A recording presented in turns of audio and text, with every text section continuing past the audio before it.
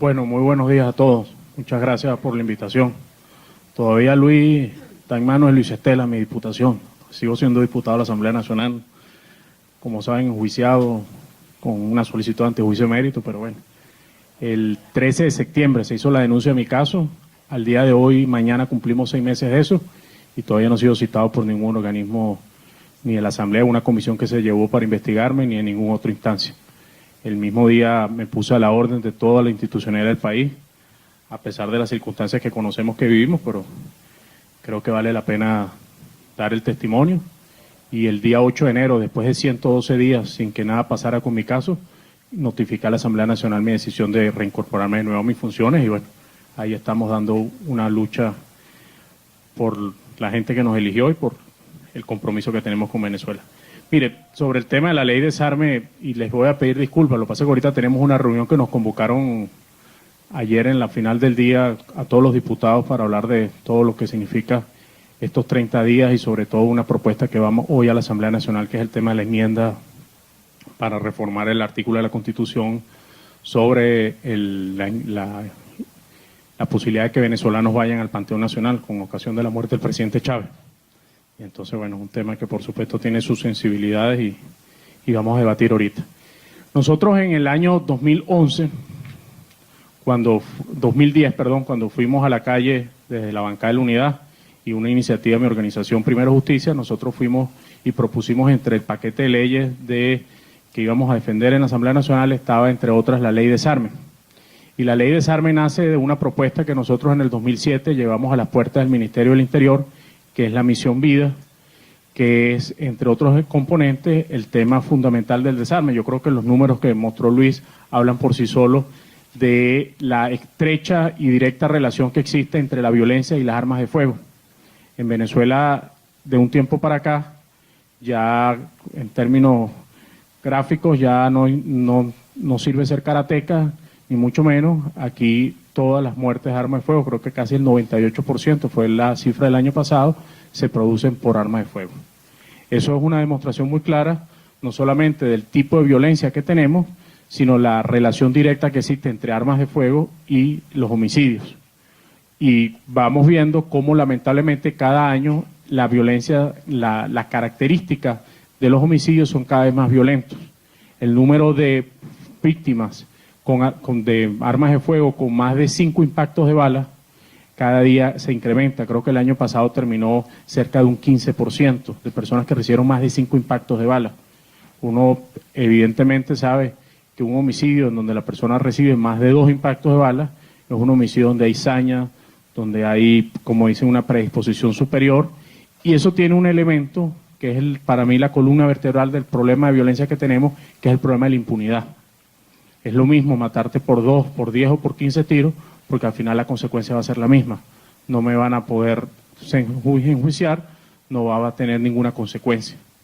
Y quienes hacemos vida en los sectores populares, en mi caso yo soy diputado de Petare, uno camina por los sectores populares y la gente te dice, mira, ahí está fulano de tal, tiene 10 homicidios, tiene 8 homicidios, 15 homicidios, y uno se pregunta cómo alguien que la sociedad reconoce con 8, con 10, con 15 homicidios, anda tranquilamente por la comunidad y nada pasa. Dejo esto porque el desarme forma parte de una visión integral de una sacudida que tenemos que hacerle al sistema de justicia, en donde la principal herramienta a atacar es el problema de la impunidad. Y el problema de la impunidad pasa, entre otras cosas, por reconocer la incapacidad de la arquitectura del sistema de justicia en procesar las denuncias. Cuando solamente se denuncia el 10% de los delitos y de ese 10%, solamente el 10% finalmente es que se procesa y se investiga, y creo que de ese 10%, el 3% es el que termina siendo condenado, uno se da cuenta del gran problema que tenemos y el desafío. Entre otras cosas pasa por aumentar el número de fiscales, aumentar el número de tribunales y por supuesto la calidad de los fiscales, de los jueces y de todo lo que significa el sistema de justicia desde la parte policial, la prevención. Pero si nosotros no asumimos eso, es como si tuviésemos una taquilla donde al día se atienden 50 personas y todos los días hay 5.000 personas en cola, por ponérselo de manera gráfica. Necesariamente el sistema está condenado a fracasar, a colapsar, y eso es lo que ocurre hoy lamentablemente en nuestro sistema de justicia. Se han hecho algunos anuncios, la creación de los tribunales municipales, las fiscalías municipales, más allá de las consideraciones podemos hacer de la manera como se presenta y de la carga ideológica y política que se le ha dado, creemos que el camino de profundizar esas experiencias es un camino que va a permitir acercar la justicia al ciudadano. También tenemos adicional el problema de la credibilidad del sistema de justicia. Hay una muy baja credibilidad del sistema de justicia, producto de lo que anteriormente les he dicho, y la gente decide, bueno, no, ¿para qué denunciar si no vamos a llegar a nada? Todos hemos escuchado eso, quienes hemos tenido la lamentable situación de ser víctima de un delito menor, se robó un celular, una cartera o algo de esto, al final, si denunciamos es por el tema del teléfono, por el seguro, las cuestiones que hay que hacer los trámites, pero si no, no nos animaríamos porque estamos convencidos de que esos delitos no van a llegar a ningún lado. Imagínense el caso del homicidio, que también es la misma situación. A nivel policial hay que incrementar la capacidad de investigación de nuestras policías. Si bien la investigación penal está en manos de la Fiscalía, el órgano auxiliar son los cuerpos de policía. Las policías municipales no tienen facultad de investigación, lo tienen los órganos de policía nacional, en este caso el CICPC y la Policía Nacional, pero no hay los suficientes funcionarios para eso. De la Policía Nacional se ha hecho un esfuerzo importante en crear una unidad, aumentar el número de investigadores, pero no es suficiente. Tenemos un problema no solamente de cantidad de funcionarios, sino también la visión de cómo la policía debe darse. Y todo eso redunda en las cifras lamentables de violencia. Para que tengamos una idea, miren, en el 2011, cuando fueron los ministros a la Asamblea Nacional, en aquel caso el ministro del Interior era Tarek, el hoy gobernador de Aragua, yo le pregunté, bueno, ¿y cuál es la meta de reducción de delito para el año 2012, que estaba comenzando? Nosotros no, en el 2011, para ese año. Bueno, él me dijo, nuestra meta es reducir en 30% los homicidios. Pasó el 2011, llegó el momento de rendir cuenta en 2012, y lamentablemente no fue que redujeron en 30%, sino que aumentó en 30% los homicidios en el 2012. Bueno, concluimos 2012, el 2012 cierra con un incremento del 12% con respecto al 2011, es decir, ya el 2011 tuvimos un incremento del 30%, en el 2012 un 12% sobre los homicidios del 2012, es decir, del 2011. Tenemos una situación verdaderamente dramática. Uno podrá decir, bueno, el año antepasado creció 30%, esta vez creció 12%, pero viene de aumentos, no sé si me entienden, la magnitud del crecimiento que se ha ocurrido. El mismo ministro Reverol reconoce la cifra y habla, bueno, ha habido un incremento. Y si vemos las cosas en perspectiva, cuando arranca el gobierno en el año 1999, la tasa de homicidios en Venezuela era de 25 homicidios por cada 100.000 habitantes. Los números del ministro, y estoy usando cifras oficiales para no entrar en la controversia si son o no son, si son las de la organización tal o del grupo tal, las cifras oficiales del ministerio da para el 2012 una cifra de 55 homicidios por cada 100.000 habitantes. Es decir, que en 14 años hemos pasado de 25 homicidios por cada 100.000 habitantes a 55 homicidios.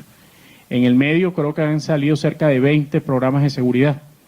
Yo no sé si ustedes recuerdan, antes del lanzamiento de la misión A Toda Vida, que cualquier cosa que se le reclamaba al gobierno sobre esta materia, te contestaban divise, el divise. Es que ustedes no se incorporan al divise, cosa que no era cierta, pero era la respuesta. El problema es que el divise, que tuvo su mejor auge en el año 2011, ahí están los resultados, 30% de incremento.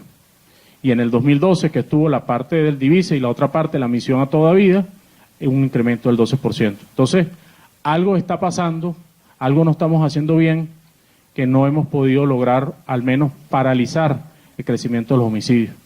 Y no se trata de decir, bueno, es que la población crece, estamos hablando tasa por cada 100.000 habitantes, son números objetivos que dan muestra clara de hacia dónde vamos. Nosotros, decía este paréntesis, porque nosotros en el 2007 le propusimos al gobierno una misión, que era la misión Vida, que tenía esos componentes: el desarme, la municipalización de la justicia y todo lo que significa la reforma del Poder Judicial. Si ustedes ven, hoy el gobierno habla de eso, y bienvenido que se hable de eso, pues esto es un tema, mire, si algo que tenemos prueba fehaciente es que en el AMPA no hay discriminación política alguna. Aquí a nadie le preguntan ante atracarlo, matarlo, si es este grupo o es del otro. Aquí ataca a todo el mundo por igual, y si vemos la caracterización de las víctimas del delito, posiblemente podemos, si cruzamos eso con los resultados electorales, podemos llegar a la conclusión lamentable que sean más afectadas las personas que regularmente apoyan más al gobierno que a la oposición, porque las víctimas del delito fundamentalmente son personas de los sectores populares, en donde el gobierno ha venido manteniendo un mayor apoyo popular, que en el caso de la Alternativa Democrática. Pero en todo caso, tenemos homicidios de todos los tipos, todos lamentablemente tenemos a nuestro alrededor, de manera directa o menos directa, un familiar que se lo llevó la violencia, y creo que todos tenemos que poner nuestro grano de arena en ese sentido. Nosotros llegamos a la Asamblea Nacional el 5 de enero del 2011, nosotros logramos que en ese periodo legislativo se incluyera dentro de la agenda legislativa la ley de desarme, logramos además que se constituyera una comisión mixta para el desarme, que es una comisión mixta de diputados de la Comisión de Política Interior, de la cual formaba parte, y diputados de la Comisión de Defensa, porque la materia de armas tiene competencia esas dos direcciones. Ustedes saben que por la nueva Constitución, la materia de armas es exclusiva de la Fuerza Armada Nacional. Esa comisión mixta también fue mixta en el sentido político, estaban representadas las distintas organizaciones políticas que hacemos vida en la Asamblea Nacional y presidida por el diputado Freddy Bernal.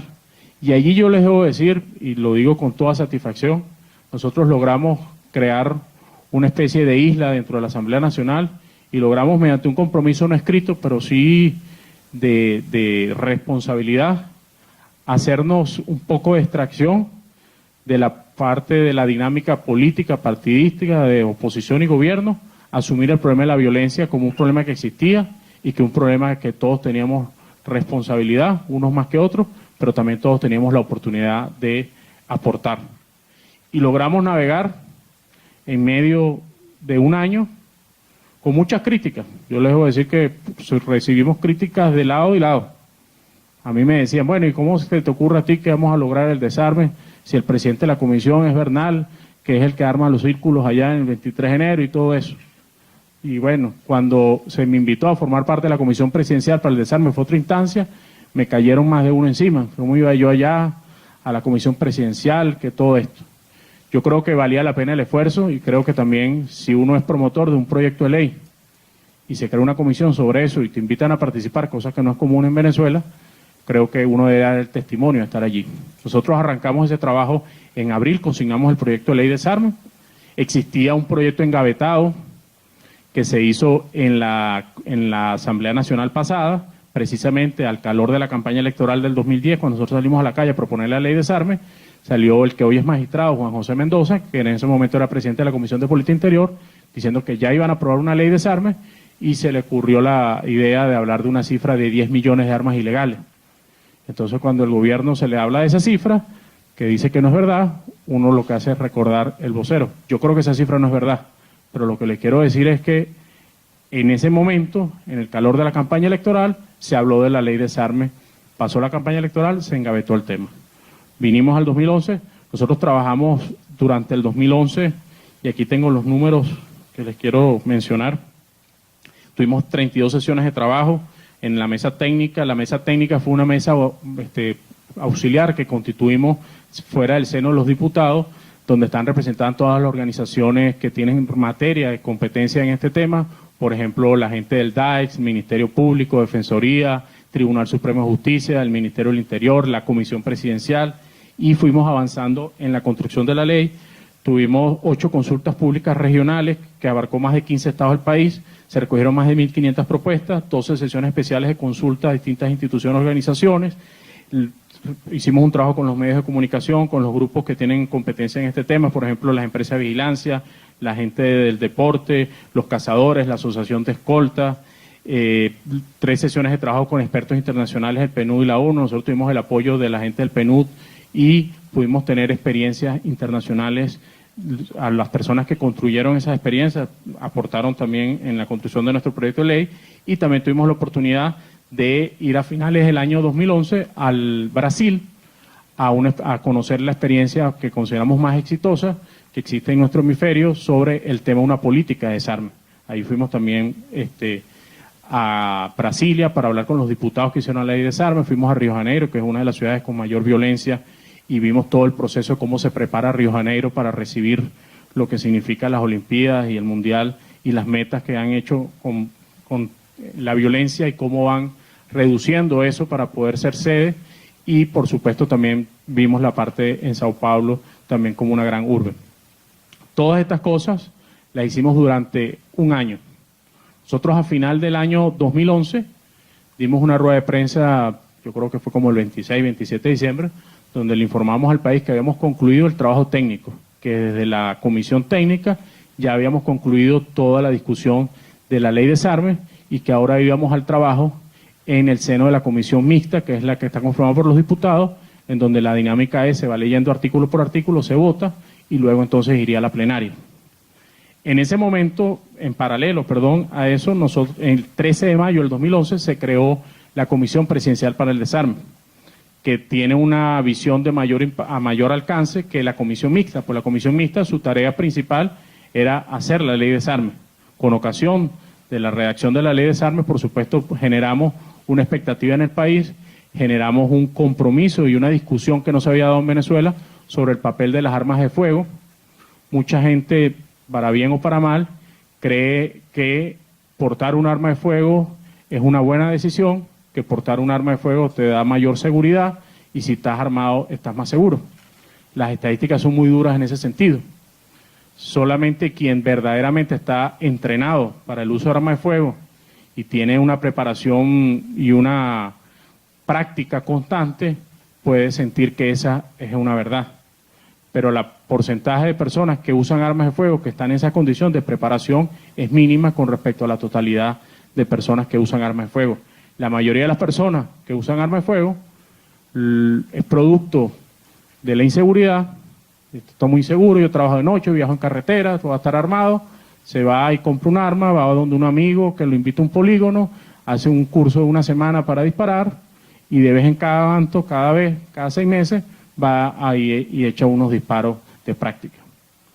Y esa, lamentablemente, es la característica primordial para ser víctima de su misma arma de fuego. O que la persona que va a robarle, al avistar que tiene un arma de fuego encima, se convierte en, como dicen, en una presa mucho más apetitosa del que no está armado por el valor del arma de fuego en el mercado negro. La situación, lo que llaman los psicólogos de alto estrés, que significa el enfrentamiento armado entre un delincuente y un ciudadano, que como les digo, la mayoría de las personas tienen un arma bajo esa experiencia, es que el delincuente no tiene ningún problema en descargar completamente todas las municiones que tiene el arma y el ciudadano generalmente no logra responder de la misma manera.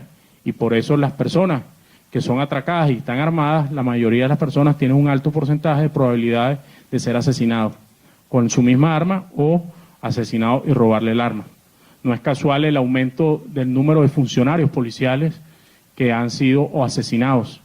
Para finales de este año, que acaba de concluir el 2012, en el área metropolitana, si no me equivoco, llevamos una cifra de 98% de funcionarios que habían sido asesinados para robarles el arma de fuego fundamentalmente.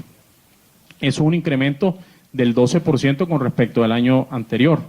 Es decir, el arma de fuego es una necesidad en caso extremo, el uso del arma de fuego, pero la mejor decisión que alguien puede tomar es no estar armado, por lo menos ese es mi criterio, y creo que las estadísticas afirman que eso va por allí. Nosotros dimos una gran discusión en el seno de la Comisión de Desarme, de la Comisión Mixta, sobre qué tipo de sociedad queríamos, si una sociedad sin armas o una sociedad con armas controladas. Y por supuesto, entre la realidad y la percepción hay una gran diferencia.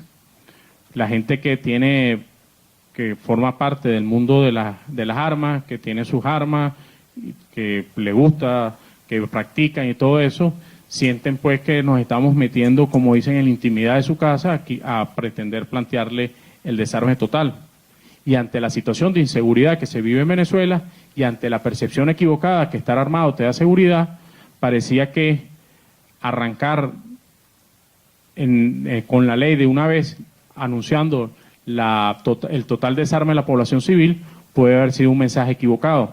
Entonces se decidió construir confianza, generar toda una política comunicacional y una política de estadística de que la gente entendiera que más bien una buena decisión es entregar su arma a aquellos que tenían su arma legal y, por supuesto, en el caso de las armas ilegales, ya vamos a hablar de lo que está previsto, y ir avanzando poco a poco hasta llegar a la visión en donde efectivamente solo los cuerpos de seguridad sean quienes tengan armas de fuego y los civiles no tengamos armas de fuego. Son temas polémicos, yo sé que hay muchas visiones sobre eso, pero creo que vale la pena la discusión y eso permitió la discusión de la ley de desarme en la Asamblea Nacional. Nosotros fuimos a todos los directivos de los medios de comunicación, le pedimos ayuda para que se debatiera en paralelo con la instalación de la Comisión Presidencial, que tenía como objetivo el diagnóstico de la situación de las armas de fuego, todo lo que significa las políticas de control de armas y municiones y, por supuesto, el apoyo técnico en la elaboración de la ley.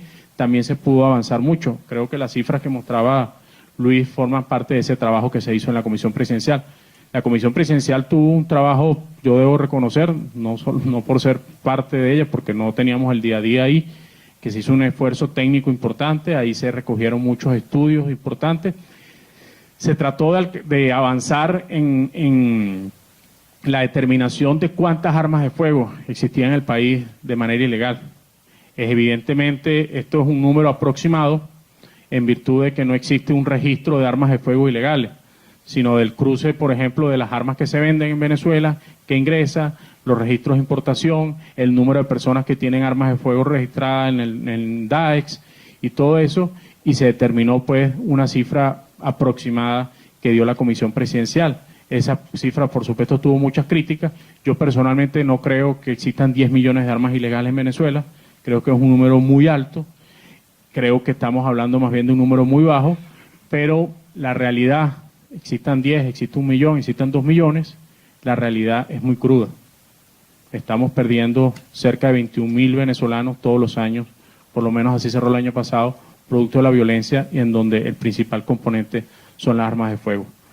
Nosotros en el 2012, como le decía, que íbamos a iniciar el debate artículo por artículo, la Comisión Presidencial nos pidió un tiempo para avanzar en unas consultas que estaban haciendo, entre otras, por aquí lo traje, la Consulta Nacional de la Convivencia sin Armas, unos estudios internacionales, existía un trabajo que se estaba haciendo para hacer las cadenas de custodia. Uno de los grandes problemas que tenemos son los parques de armas.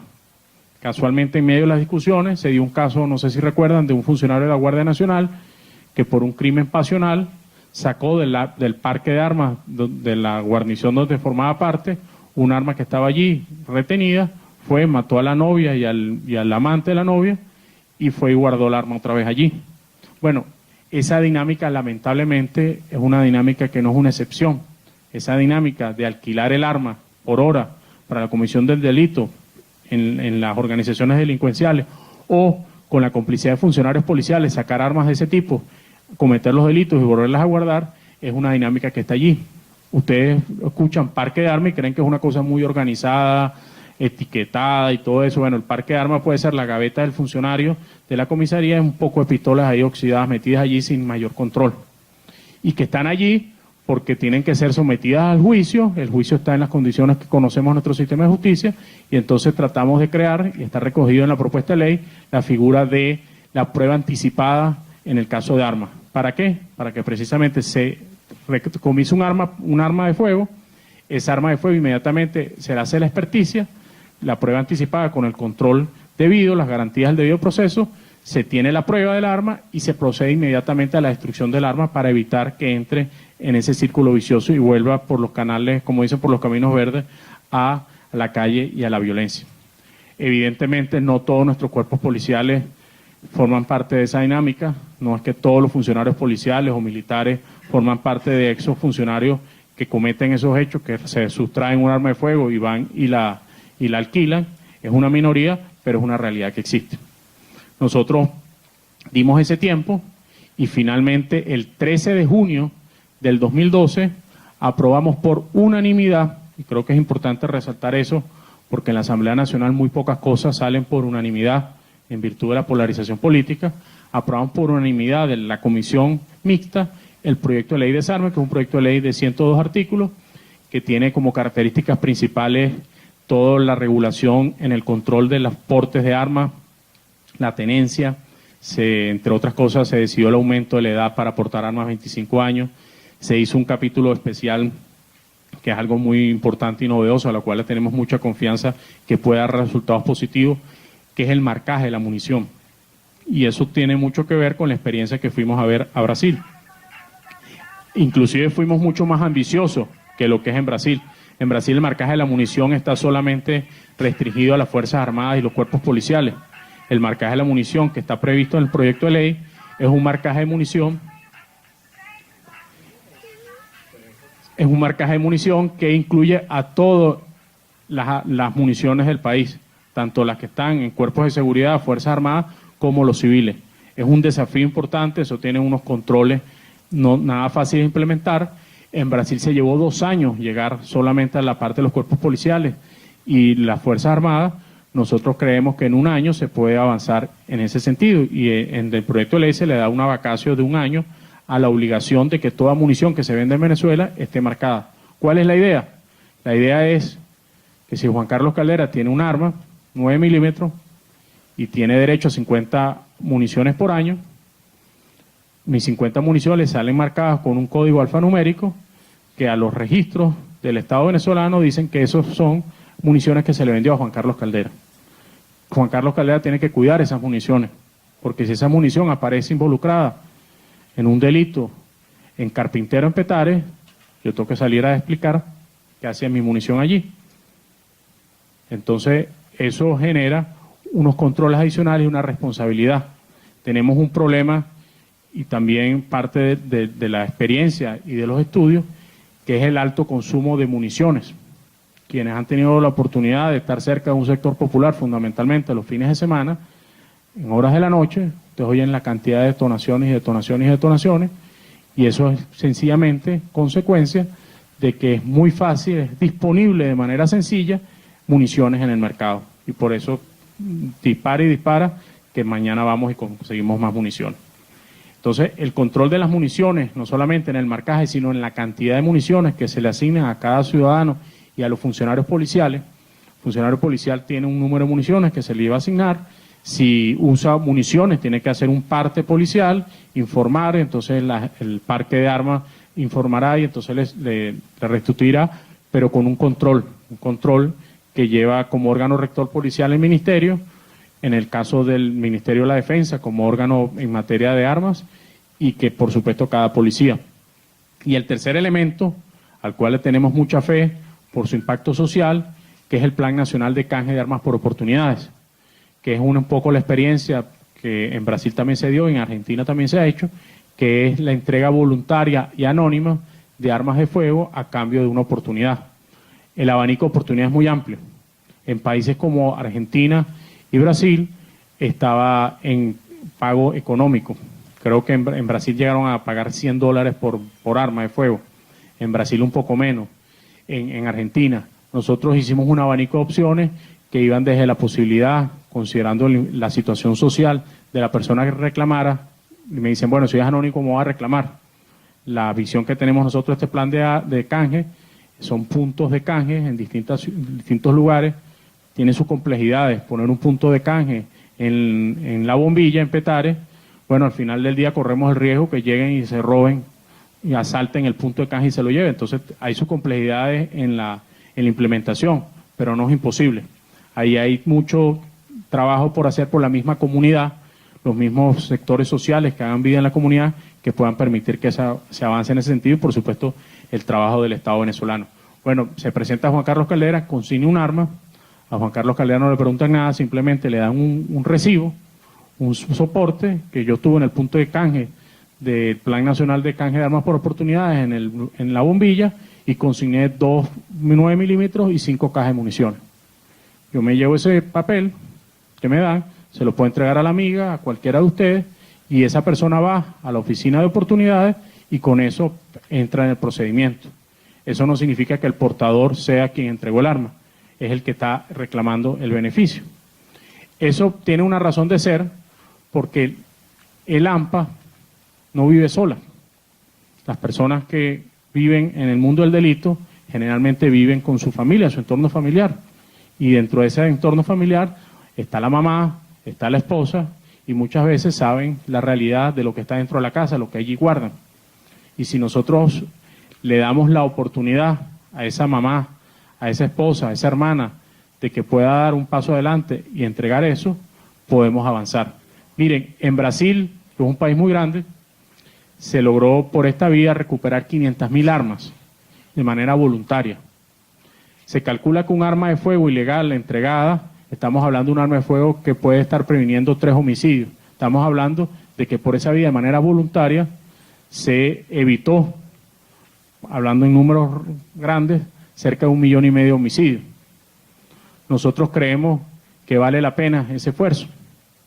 Los cuerpos policiales, el año pasado, incautaron por la vía coercitiva todo lo que significan los allanamientos, las requisas, todo esto, cerca de 130.000 armas, creo que es el número. Imagínense ustedes el esfuerzo nacional de un año de todos los cuerpos policiales en eso. Supongamos que nosotros logremos por la vía paralela del desarme voluntario 130.000 armas más. Creo que vale la pena intentarlo. A lo mejor un poco menos, a lo mejor un poco más. Eso tiene mucho que ver con la manera como pongamos esto en la sociedad venezolana. Y yo no sé si ustedes recuerdan, el 14 de enero del 2012, cuando el presidente Chávez fue a la Asamblea Nacional a rendir su memoria y cuenta, yo intervine en el tema de la seguridad y le dije acerca de la necesidad de que el desarme, que fue una de las experiencias que vimos allá en Brasil, fuese un desarme venezolano. Yo le dije en aquel momento un mensaje, un desarme vino tinto, y que no fuese secuestrado por ningún partido ni ninguna institución. Porque el secreto del desarme voluntario es la credibilidad de los actores que estén en la comunidad pidiéndolo. Llámese iglesias, grupos deportivos, culturales, el Estado. Pero si el desarme se agarra unos puntos amarillos de Primera Justicia pidiendo el desarme, eso no va para ningún lado. Blancos, rojos, azules. Tiene que ser una cosa de la sociedad venezolana. Y cuando nosotros fuimos allá y nos reunimos con las organizaciones que fueron promotores de eso, una de las cosas que más recalcaban es: hagan algo que sea una política de Estado. Una campaña nacional por el desarme donde tengamos, por ejemplo, a Dudamel, a nuestros jugadores de la Vinotinta, artistas de un lado o del otro. Es decir, que el que vea eso sepa que es algo de la sociedad venezolana en donde todos nos sintamos representados y no de una parte del país, y más en un país como Venezuela donde tenemos una situación de polarización. Llegó junio del 2012, concluimos la discusión del proyecto de ley de desarme, consignamos eso a la plenaria y sorpresivamente, a pesar de haber sido parte durante 1 año y medio de las discusiones del Ejecutivo Nacional, aparece un proyecto de ley de desarme. Y les digo que sorpresivamente, porque este proyecto de ley no se construyó en espalda ni de la Comisión Presidencial, de la cual Bernal y yo formamos parte, por cierto. Y los técnicos de esa Comisión Presidencial se sentaban con nosotros semanalmente en cada una de las reuniones de trabajo. El Ministerio de la Defensa, representado en el DAEX, formaba parte de eso. Es decir, el gobierno que había contribuido en la elaboración de esta ley viene sorpresivamente y consigna un proyecto de ley. Al final, todo terminó siendo un problema, en mi criterio, de protagonismo, lamentablemente. ¿Quién protagonizaba la ley de desarme? Si la Asamblea o el Ejecutivo. En este caso, la Asamblea, el protagonismo de la ley de desarme fue compartido. No se puede decir que haya sido un diputado en particular, sino de la comisión. Y en el caso del Ejecutivo, bueno, era el Gobierno Nacional, en este caso el ministro.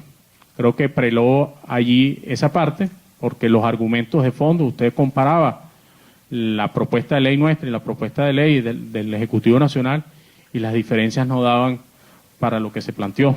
Es verdad que ellos nos propusieron algunos artículos que en el seno de la comisión, y quiero que sepan que en la comisión mixta de diputados, la mayoría de diputados lo tenían los diputados del PSUV, no los diputados de la oposición, no se fue aprobado.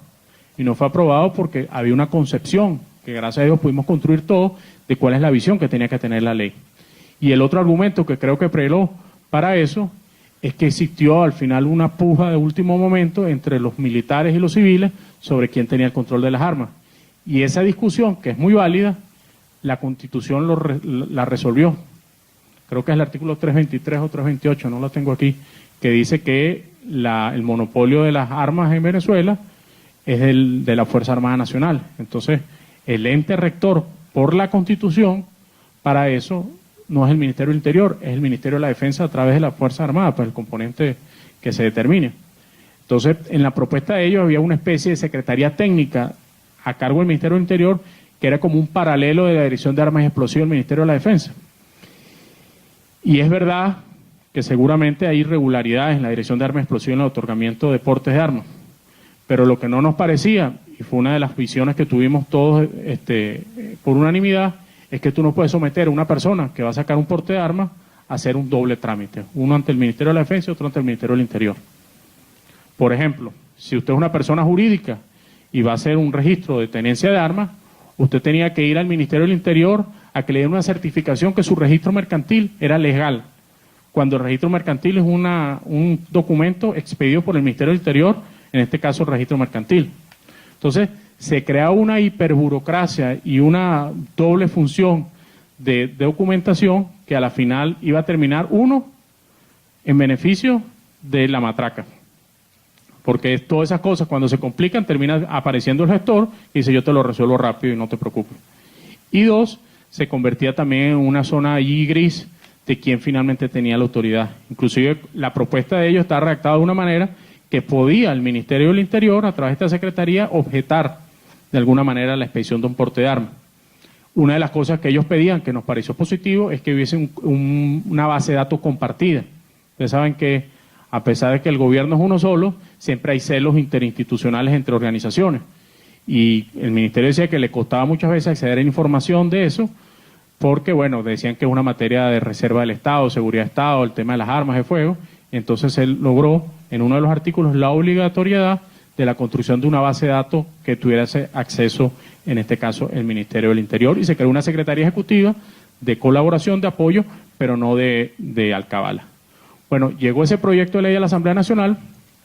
Ese proyecto de ley finalmente fue informado en la plenaria que fue recibido y se decidió la creación de una tercera comisión, la Comisión Mixta de Diputados, que trabajamos año y medio, la Comisión Presidencial para el Desarme, y esta Comisión Mixta, que era una comisión que estaba presidida por la directiva de la Asamblea Nacional, los presidentes, primer vicepresidente y segundo vicepresidente, el presidente de la Comisión de Política Interior, el presidente de la Comisión de Política de Defensa y 2 diputados de la oposición.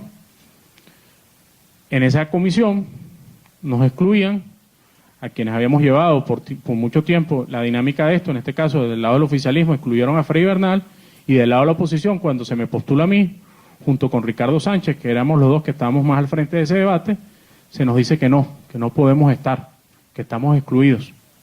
Y la razón que se nos daba es que la idea es que la comisión esté conformada por ninguno de los diputados que estuvo antes, cosa que era mentira porque el diputado Fariña, presidente de la Comisión de Defensa, había formado parte de la Comisión Mixta y continuó allí trabajando y hizo un excelente trabajo. Y entonces, bueno, se constituye la comisión, se designan 2 diputados que nosotros no los escogimos, los diputados de la oposición no los escogieron, y se mete en una gaveta el proyecto de ley de desarme. De junio del 2012 hasta ahorita, enero del 2013, en donde unas declaraciones, el presidente de la Asamblea Nacional dice que este año se va a reactivar la discusión de la ley de desarme, el presidente de la Comisión de Política Interior también señaló lo mismo, y hemos visto en las últimas 2 o 3 declaraciones del candidato, el presidente encargado, Nicolás Maduro, hablar del desarme. Inclusive ayer dijo que la semana que viene arranca un proceso intenso de desarme en cada esquina, en cada cuadra de Venezuela. Yo le digo al presidente Maduro lo mismo que en su oportunidad le dije al presidente Chávez: si vamos a hacer del desarme una herramienta electoral, no le estamos haciendo un servicio a Venezuela. Porque si queremos de verdad hacer del desarme una política integral que sea útil, lo menos que podemos hacer es meterla en el debate, y menos un debate de una campaña electoral de 30 días. El desarme, primero terminemos de aprobar la ley. Yo creo que la ley que está allí desde junio del 2012 en la Asamblea Nacional es una ley que está bastante sólida, es una ley que cuidó también que sea aplicable. Nosotros tuvimos observaciones del primer borrador de muchas de las organizaciones, por ejemplo, me recuerdo a la gente que practica el deporte del tiro, que muchos de ellos son funcionarios militares. Nos hicieron observaciones sobre el número de municiones, la realidad también del porte de armas en los campos venezolanos, todas esas cosas las atendimos. Y no podemos decir que hicimos una ley con una visión restringida de las armas, pero no una ley que no recogiera las realidades que están allí, porque al final la realidad entonces va a chocar contra la norma y se van a convertir en otros problemas. Temas importantes de la ley para señalar, por ejemplo, en el tema de las cárceles. Nosotros habíamos previsto en el proyecto inicial el desarme voluntario también dentro de las cárceles. El mismo esquema, pero el beneficio sería a los familiares de la persona. Si no tiene esta persona capacidad de recibir beneficios procesales, que es uno de los incentivos, Es decir, oye, yo estoy armado en la penal, yo entrego mi arma y eso me va a permitir la reducción de la pena o algo de esto. Si eso no es posible porque en el momento procesal no da para eso, bueno, mi familia entra en el beneficio que estaba previsto allí, becas de estudio, puestos de empleo, hasta vivienda, para las personas de la tercera edad, que fue una de las propuestas que salió en las consultas, es la posibilidad de acceder al tema de la pensión de vejez, que mucha gente le hace falta y que creo que era un incentivo adicional para buscar que en la familia de la persona que vive en el delito pueda ser un momento de reflexión. Por ejemplo, la persona que portaba armas bajo los efectos del alcohol, la primera vez se le suspendía el porte por un año, se le retenía el arma, y la segunda vez se le anulaba para siempre la posibilidad de portar armas. Eso no estaba en la ley de armas y explosivos, que es la que regula este tema. El artículo 70, que está toda la propuesta del Plan Nacional de Canje de Armas por Oportunidades, se aumentó la edad a 25 años, se fija la cantidad de municiones que se pueden tener de acuerdo al tipo de armas que se tiene al año, y también se pone una cosa que nos contaban los funcionarios policiales, que es que a veces detienen a las personas y la persona no solamente tiene el arma, sino que tiene una cantidad adicional de municiones. Si una caserina creo que carga 12, 15 municiones, bueno, una persona tiene 50 municiones. Hoy en día en la legislación venezolana eso no es delito, ni hay ninguna manera. Por la vía de los hechos le quitan las municiones, pero legalmente no tiene ninguna manera de eso implementarlo.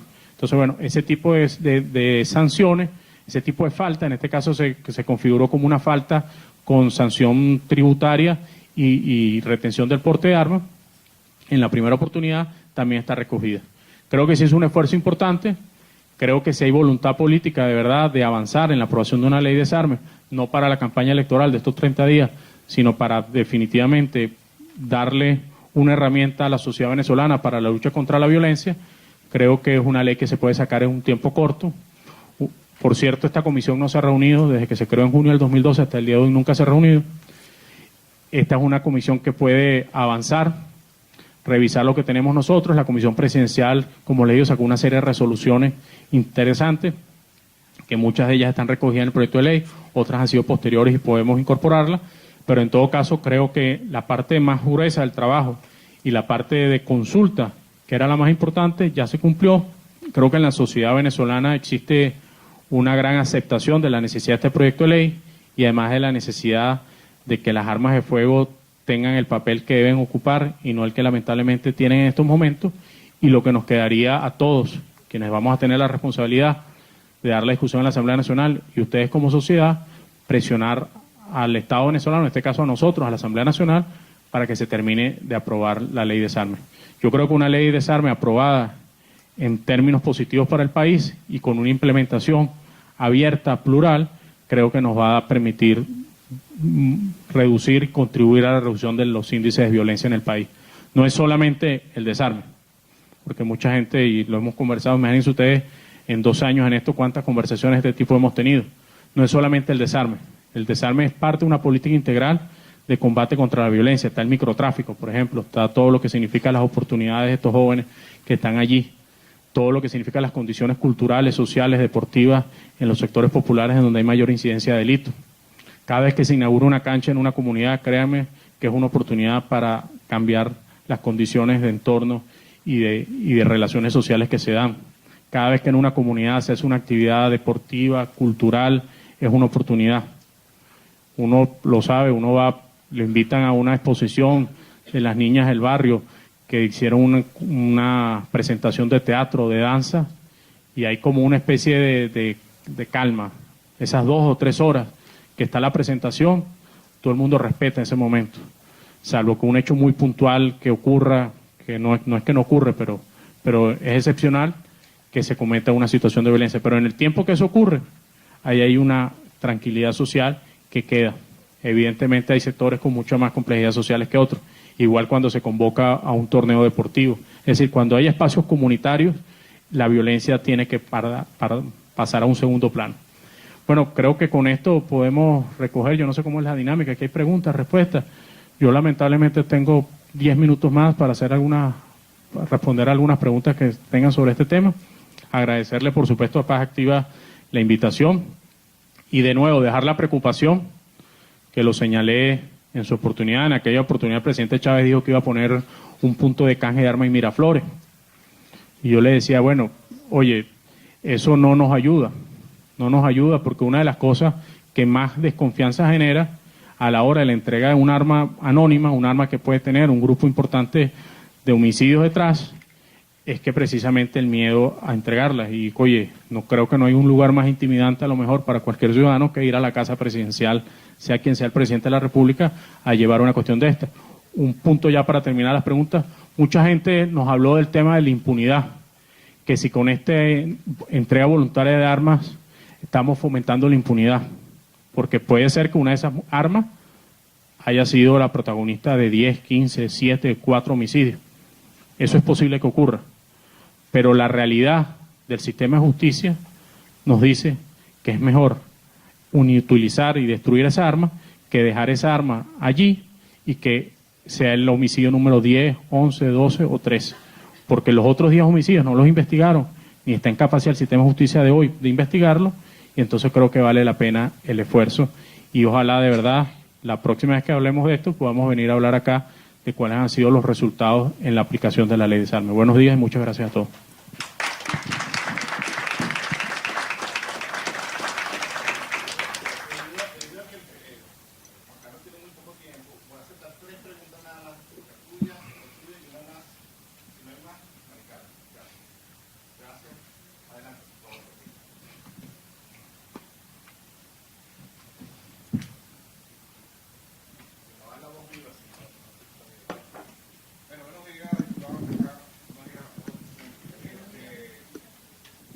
Bueno, soy Darwin Bolívar, vengo de la Dirección de Política y Seguridad Pública de la Gobernación del Estado Miranda.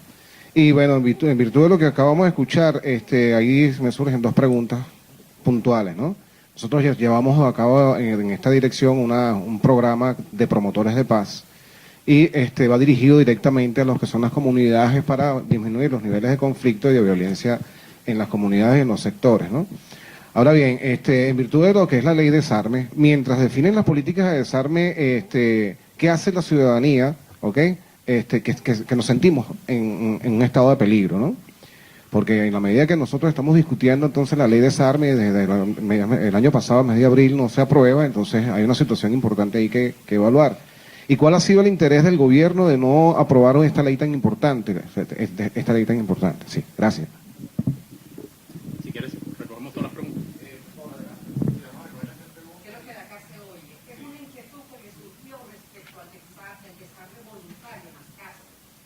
Porque si un reo entrega su arma, queda indefenso. Obviamente se expone a que lo maten, más si se enteran, porque se van a dar cuenta. Entonces, creo, efectivamente, que debería hacerse dentro de lo que debe programarse adicional, es cambiarlo de casa inmediatamente. ¿Ok? Eso es todo.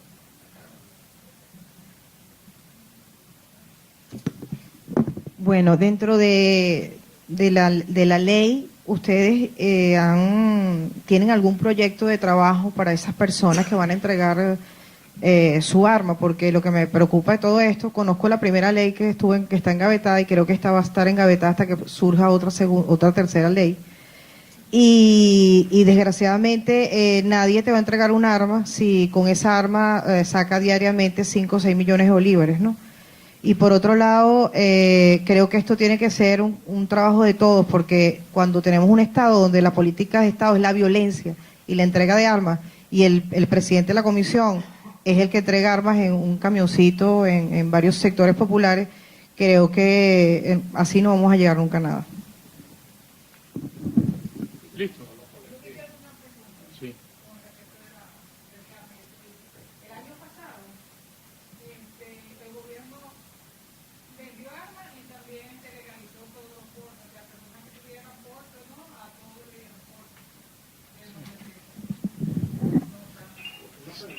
Sí. Fíjense, voy con alguna...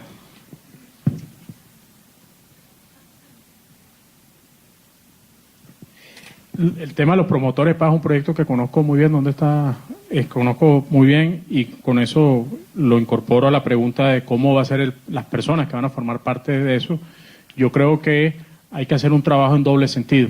primero la persona que va a estar al frente de los puntos de canje tiene que ser una persona que esté formada para saber lo delicado que es la situación de que alguien venga y se acerque a entregar un arma y que no se siente intimidada. De hecho, la mismo proyecto de ley dice expresamente que está prohibido la reseña, individualización, pues, solicitud de identificación de la persona que se acerque. Y no creo que hasta le pusimos una sanción a eso, para dar plena seguridad a quien vaya a acercarse de que no va a tener ninguna consecuencia. Eso es el punto de vista del funcionario público que va a estar allí. Y hablo de funcionario público no porque sea necesariamente un funcionario público en el sentido estricto, sino va a estar representando al Estado. Pero ahí puede estar el cura de la parroquia, por ejemplo. Ahí puede estar el promotor deportivo del barrio. Ahí puede estar el del grupo evangélico, carismático. Es decir, la vida social de la comunidad te va a permitir detectar los líderes naturales que van a darle la confianza a la comunidad de acercarse. Y del otro lado, del que va a ir a acercarse, yo creo que hay que primero tener fe en estas cosas. Esto no se decreta. Esto es una cosa que se construye de abajo hacia arriba, pero creo que vale la pena intentarlo. Creo que hay experiencias, no sé si alguno ha tenido la oportunidad de ir a Brasil y meterse en alguna favela. Nuestras favelas no son muy distintas a nuestros barrios. Gracias a Dios nuestros barrios son menos violentos que algunas favelas, pero la dinámica social no es muy distinta. Inclusive arquitectónicamente tenemos algunas semejanzas y los niveles de violencia también, lamentablemente, en algunos. Entonces, si allá pudieron, ¿por qué nosotros no vamos a poder? Si allá se logró la entrega voluntaria de un número importante de armas, si lo vemos, para poner una... En Brasil creo que hablan de 17 millones de armas. Entregaron 500.000. Te dice, bueno, eso no es nada. 17.500.000 no es nada. Pero ¿cuánto es el esfuerzo policial para decomisar 100.000 armas? Mucho, créanme, muchísimo. Entonces, si por esa vía tú logras ese número, bienvenido sea. Entonces, creo que el esfuerzo vale la pena y por eso quiero señalar y reiterar que el esfuerzo tiene que ser venezolano, de la sociedad venezolana, no ni de un partido, ni siquiera del gobierno, porque el gobierno, por mucho o poca popularidad que tenga, es un sector del país. Si el gobierno logra entregar eso al Estado venezolano y hacer a toda la sociedad venezolana partícipe de eso, vamos a tener en el corto plazo mejores beneficios. Entre una de las cosas que estamos planteando es que en los primeros meses de implementación del plan, que no puede ser un plan eterno porque pierde el incentivo, en los primeros meses tengas, como dicen, el doble de los beneficios para incentivar el arranque. Cuando la gente diga, oye, fulano está, la gente está entregando, la gente se motive. El principal receptor de este mensaje es la familia de la persona que vive en delincuencia. Es complicado que un delincuente, como alguien lo decía, bueno, que se gana 4 o 5 millones de bolívares saliendo a atracar al día o más, vaya y entregue por 2.000 bolívares, que en este caso no está planteada la entrega de dinero, a pesar de que una de las cosas que ellos acaban de lanzar en Brasil es un segundo plan de desarme, después de de hace 3 años que lanzaron el primero, era que parte de la credibilidad estaba en que era muy demorado el proceso para recibir el beneficio. Y entonces por eso optaron al tema del dinero. Y lo que hacen es que le entregan a la persona como una especie de documento con un código de barra que incluyen los números en un telecajero de cualquier red bancaria del país, inmediatamente le dan el dinero. Entonces la inmediatez del beneficio va en beneficio, perdónenme la redundancia, de la credibilidad del plan. Eso es un tema. Es un tema porque nosotros no planteamos la entrega de dinero en efectivo, sino una serie de beneficios, como le decía, cupo universitario, puestos de empleo, becas de trabajo, y bueno, eso puede tener su complejidad de implementación, pero creo que la peor cosa que podemos hacer es no arrancar. Tenemos que arrancar y sobre la marcha ver cómo se va evaluando. El tema del desarme penitenciario, ahí hay un gran tema, ¿no? En primer lugar, el deber ser es que las cárceles no tengan armas. Y yo visualizo esto en la implementación de un plan en donde se anuncia que se va a desarmar el penal, que se sepa que se va a desarmar y se da como una especie de tregua o beneficio para que en los primeros 2 meses, 3 meses se entregue voluntariamente. Y después tiene que irse con la severidad del Estado a desarmar el penal. Y cuando vayas al segundo penal, van a decir, oye, es que allá lo hicieron, vamos a entregar la cosa, aprovecha antes que me la quiten y no tenga ningún beneficio, mejor le entrego y voy a tener 3 meses de beneficio, 6 meses, la pensión de vejez de la vieja. O sea, creo que eso vale la pena también intentarlo. En estas cosas no hay fórmula escrita, esto es un tema de ensayo y error, pero creo que vale la pena intentarlo. Uno de los grandes debates fue esto que se hizo, porque se decía, bueno, ¿y qué pasa con la gente que en alguna oportunidad tuvo un arma de fuego legal, se le venció el porte y la tienen guardada en el closet de la casa? ¿Qué hacemos? ¿Cómo hacemos para acercarnos más al control de las armas? A saber que en la casa tuya existe un arma y no que es un arma ilegal, porque a los efectos jurídicos el arma ilegal no es el arma que está involucrada en un delito. A los efectos jurídicos el arma ilegal es aquella arma que no registra un porte de arma expedido por la autoridad competente. Así nunca le hayan disparado. Es un arma ilegal si se expidió el porte, se venció y usted no lo renovó. Usted está en la misma condición de una persona, por supuesto el delito adicional de una persona que haya cometido homicidio, pero si usted lo agarran con esa arma, usted está en el delito de porte ilícito de arma de fuego. Así, repito, nunca le haya disparado. Entonces, una de las cosas que se discutió fue cómo hacemos.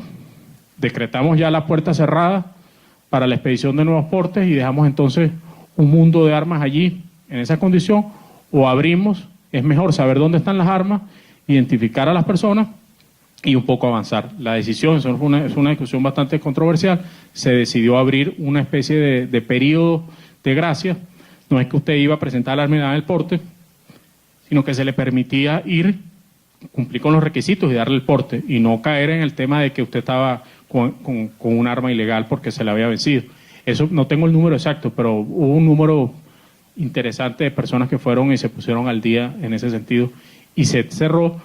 Creo, tiene un año, hace un mes ni siquiera un mes, se cumplió un año del primer decreto de prohibición de expedición de portes de armas y se renovó por un año más.